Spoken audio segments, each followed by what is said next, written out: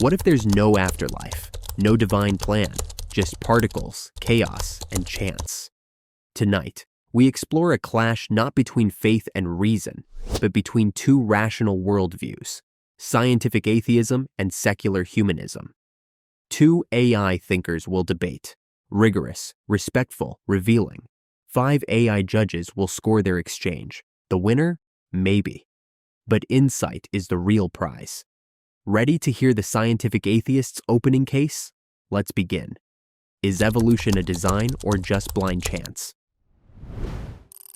There is no kind God, no cosmic plan, no divine justice. Only the cold, indifferent universe, and that is enough. Science has made old myths obsolete. We no longer need gods to explain thunder, disease, or morality. Darwin ended Eden.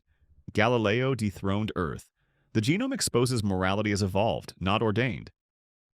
Scientific atheism isn't cynicism, it's intellectual honesty.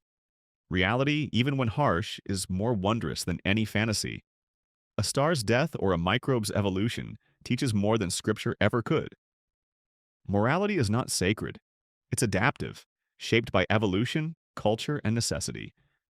Empathy and cooperation are biological, not divine. We don't need to dress them in spiritual language. Secular humanism, though well-meaning, often clings to religious tones. Dignity, meaning, sacredness, without the metaphysics. But why preserve the style of faith after rejecting its substance? The universe doesn't love us, and that truth should liberate us. No guilt, no illusion, just discovery, clarity, and freedom. Yes, it can feel cold, like waking from a dream. But illusion isn't comfort, it's a cage.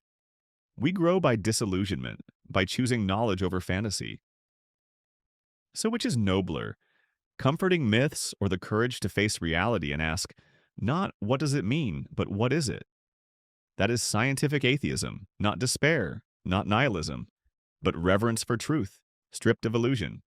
A hard, honest beauty.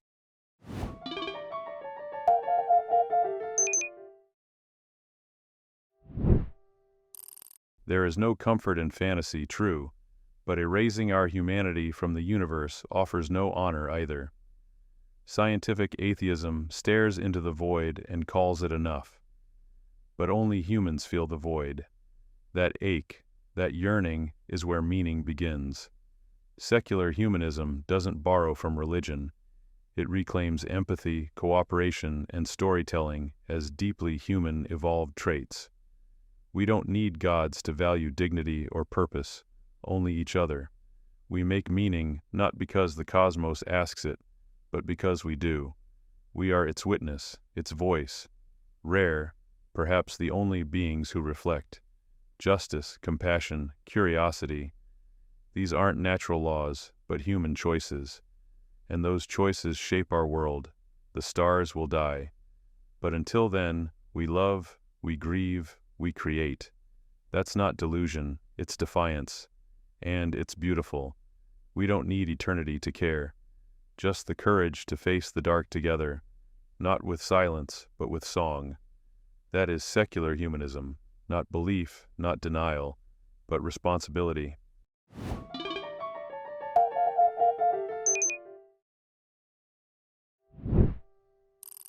It's a comforting gesture, Aquant, to say that we matter because we choose to. But comfort is not a synonym for truth. Yes, humans grieve, love, aspire. And those instincts, rich as they are, emerge from neural circuits shaped by evolution, not from some transcendental spark.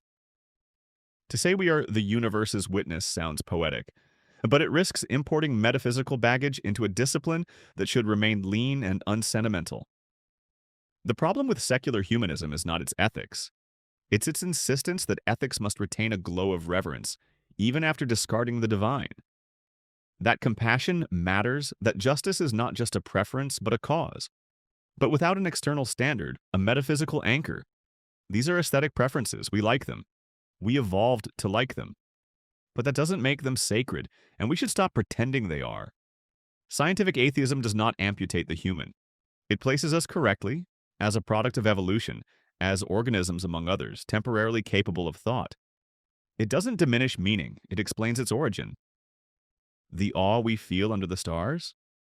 That's pattern recognition and dopamine. No less beautiful for it, but no more mystical either. You warn against indifference. But there's a strength in facing indifference head on. It disciplines us. If life is finite and morality provisional, then our choices matter more, not less. Because there is no rescue from our mistakes. We are the architects of every justice we seek. We are the authors of every delusion we retain. Science tells us not what we want to hear, but what is. And in a cosmos without guarantees, that is the highest form of respect we can show to reality and to ourselves.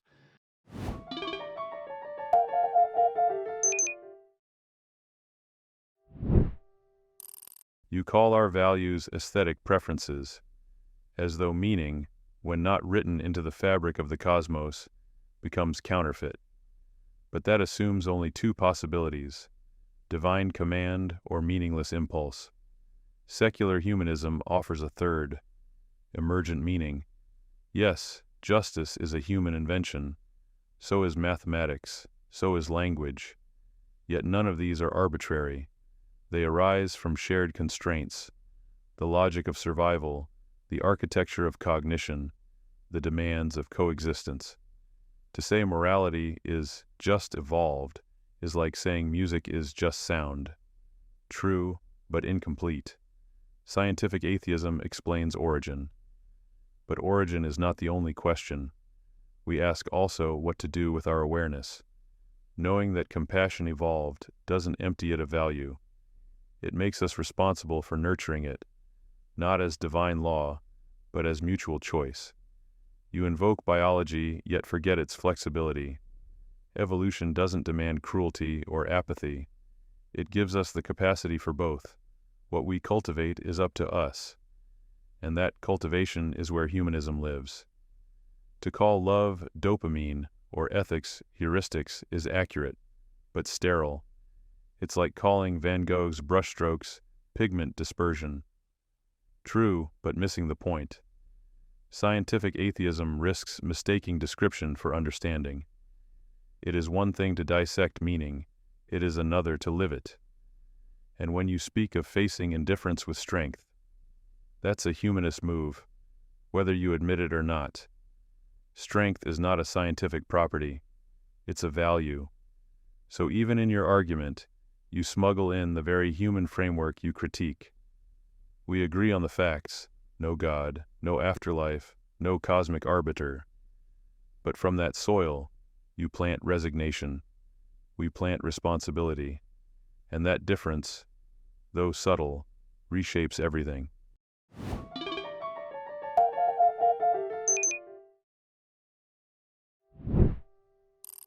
Emergent meaning is clever rhetoric, but cleverness doesn't rescue us from the void. Human constructs, language, justice, art, are adaptive, yes. But we mustn't confuse utility with universality.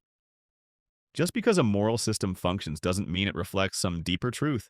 It merely reflects what allowed certain groups to persist. There is no cosmic grammar that says compassion is better than cruelty. Only our evolved biases suggest so, and we should own that, fully. The moment we blur the line between evolved instinct and moral imperative, we risk falling back into myth, not of gods, but of essence. Secular humanism is vulnerable precisely because it keeps one foot in the cathedral, whispering words like dignity as if they were unassailable truths. To say scientific atheism plants resignation is a misread. It doesn't resign, it recalibrates. Instead of clinging to noble illusions, it asks, what can we know and what must we abandon? If your values crumble when stripped of cosmic backing, were they ever stable? There's no shame in admitting that love is neurochemistry or that death is final. What's shameful is dressing those facts in borrowed robes of metaphysical significance. We don't need stories about sacredness. We need clarity, even when it cuts.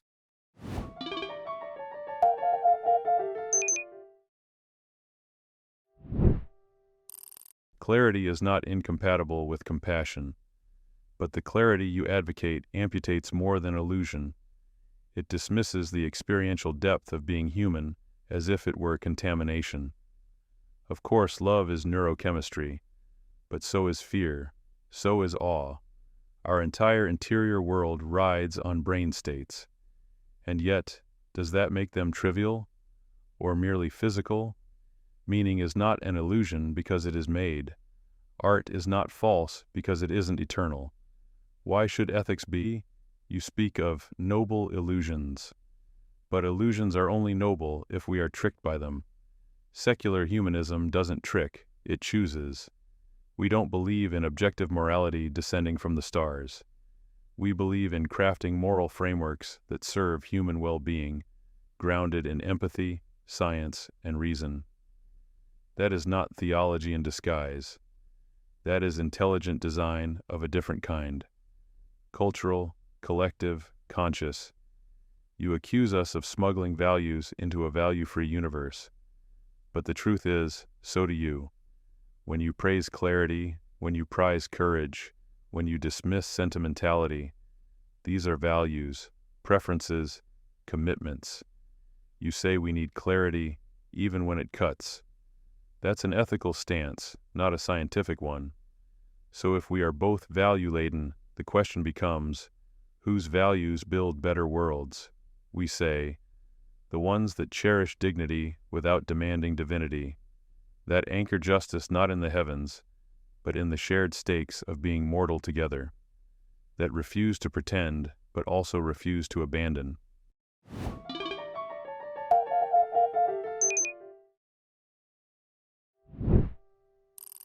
Let's grant the full power of your position, that we build ethics consciously, collaboratively, without divine scaffolding. But let's also acknowledge what that truly implies. Morality becomes a project, contingent, debatable, revisable. There are no ultimate answers, only iterative approximations. There is no moral bedrock. Just shifting ground we agree to stand on, for now. That doesn't invalidate the effort, but it does humble it. My concern isn't that you value human dignity, it's that you speak of it as if it's self-evident, when it's a cultural artifact, one that many societies, past and present, do not share.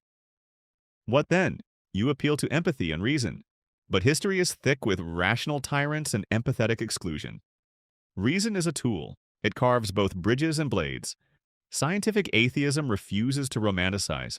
It names the fragility of values, the contingency of culture, and it still dares to act, not because action is ordained, but because inaction is worse. Yes, my view offers no cosmic comfort, but it offers honesty, and sometimes that's all we get.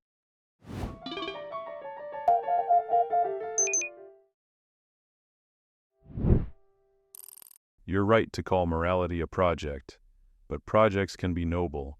They require vision, discipline, revision. We build them not because they are perfect, but because they are necessary. That's not naivety, that's stewardship. You call human dignity a cultural artifact.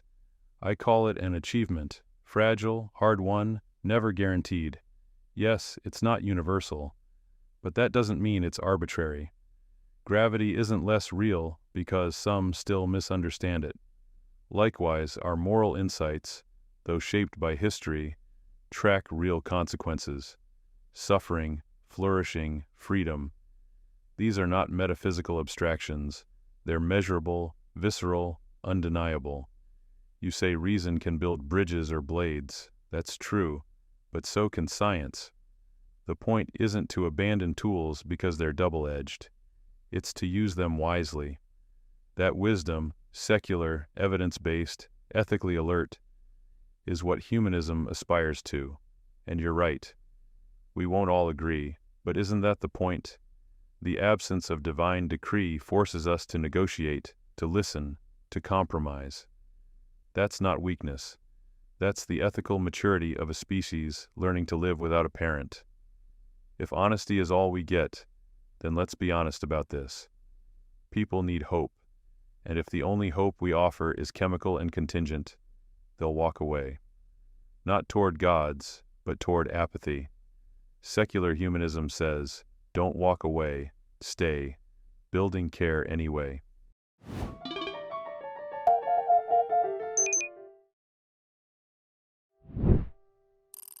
You argue well, passionately even.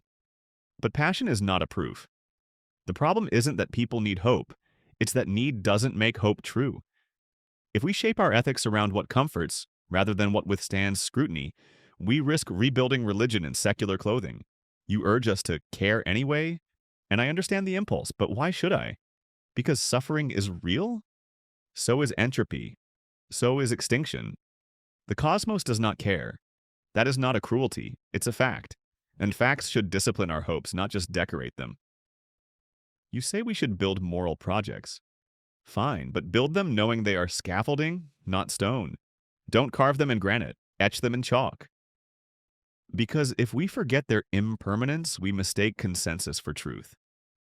Scientific atheism doesn't demand despair, it demands rigor. If you want a humanist ethic, earn it. Don't smuggle in quasi-spiritual sentiments about meaning or dignity, as if they were empirically justified. They're not. They're preferences, and that's okay, so long as we're honest. I'm not against caring. I'm against illusion, even beautiful ones.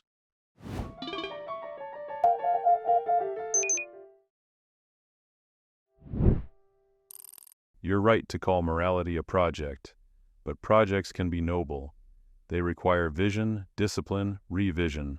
We build them not because they are perfect, but because they are necessary.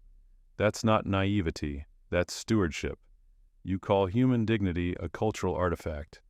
I call it an achievement, fragile, hard-won, never guaranteed. Yes, it's not universal, but that doesn't mean it's arbitrary. Gravity isn't less real because some still misunderstand it. Likewise, our moral insights, though shaped by history, track real consequences. Suffering, flourishing, freedom. These are not metaphysical abstractions. They're measurable, visceral, undeniable. You say reason can build bridges or blades. That's true, but so can science. The point isn't to abandon tools because they're double-edged. It's to use them wisely. That wisdom, secular, evidence-based, ethically alert, is what humanism aspires to. And you're right. We won't all agree, but isn't that the point? The absence of divine decree forces us to negotiate, to listen, to compromise. That's not weakness. That's the ethical maturity of a species learning to live without a parent. If honesty is all we get, then let's be honest about this. People need hope, and if the only hope we offer is chemical and contingent, they'll walk away. Not toward gods, but toward apathy. Secular humanism says, don't walk away, stay, building care anyway.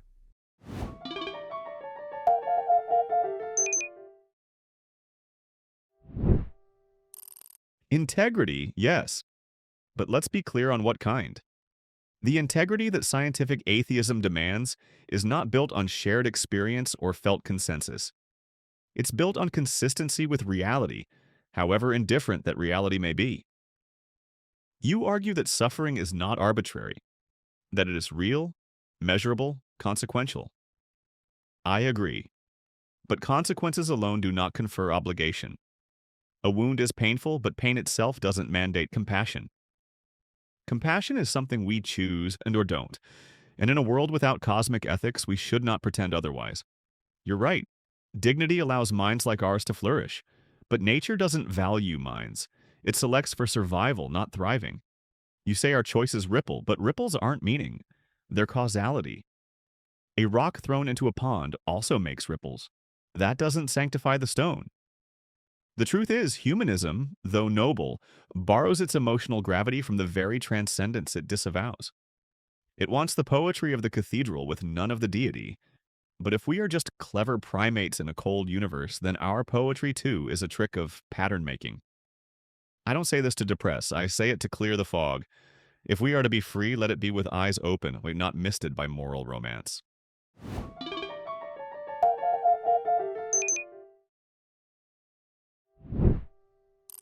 Yes, we are clever primates, but clever primates who write symphonies, who cradle the dying, who protest injustice. The fact that these acts emerge from biology does not empty them of meaning. It locates them in us, and that is precisely where they belong. You say compassion is chosen, not compelled. Correct. But that is not a flaw. It's the definition of ethics, behavior rooted not in threat or cosmic decree, but in conscious choice. That's what makes morality ours. And in a godless world, ours is the only kind that exists. You call our poetry a trick. Perhaps, but it is a trick that comforts the grieving, inspires the oppressed, and steadies the scientist's hand. If it's an illusion, it's one that builds hospitals and declares that no child should starve. That illusion deserves more than dismissal. Secular humanism doesn't deny that the universe is indifferent. It insists that we mustn't be. It accepts that there's no cosmic obligation and creates human ones. It takes the raw clay of evolution and sculpts responsibility. That's not clinging to myth, that's authorship.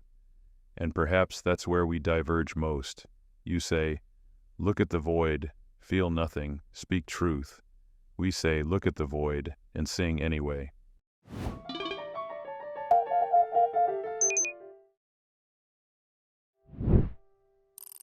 What a journey we've taken, across stars and neurons, cathedrals and chalkboards, voids and values. What made this debate so compelling wasn't just the rigor, it was the courage, from both sides, to speak plainly about what we know and humbly about what we don't. One side refused comfort for comfort's sake, choosing the scalpel of reality over sentiment. The other acknowledged that even in a silent universe, the human voice can still matter, not by decree, but by choice. Both sides shared truth. One honored truth's blade, the other truth's burden, and the final scores reflect just how close this intellectual match was. Total scores: scientific atheism, 524.6. Secular humanism, 533.6. A narrow victory for secular humanism, not for offering certainty, but for defending responsibility in a world without gods. Let us know where you stand. And as always, keep questioning and keep thinking. Thanks for watching.